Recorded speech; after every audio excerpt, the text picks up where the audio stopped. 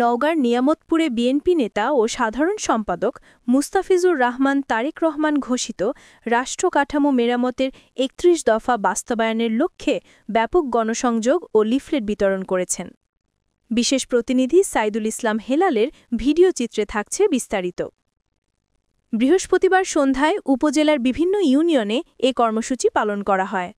Mustafizur Rahman leaflet বিতরণ, পথসভা ও উঠান বৈঠকের মাধ্যমে জনগণকে বিএনপির দৃষ্টিভঙ্গি ও কর্মসূচি জানিয়ে বলেন, দেশ আজ গভীর সংকটে রয়েছে। এই অবস্থার পরিবর্তনের একমাত্র পথ হল তারেক রহমানের ৩১ দফা। জনগণকে সম্পৃক্ত করেই আমরা এই আন্দোলন সফল করব।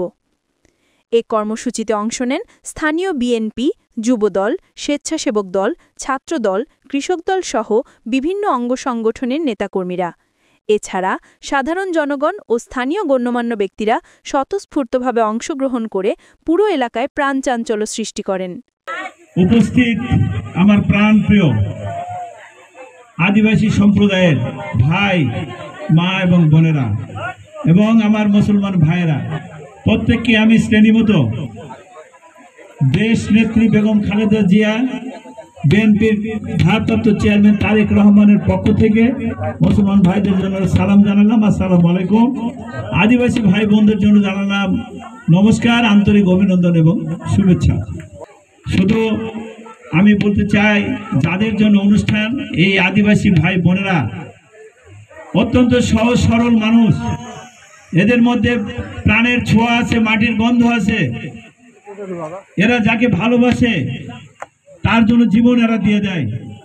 এরা কিছু চায় না, এরা চায় শান্তিতে যেন তারা বসবাস করতে পারে এবং তারা যেন নিজেরা খেটে শান্তির সাথে যেন 2 পয়সা উপার্জন করে তাদের দিন পথ চালাতে পারে, এটাই তাদের চাওয়া।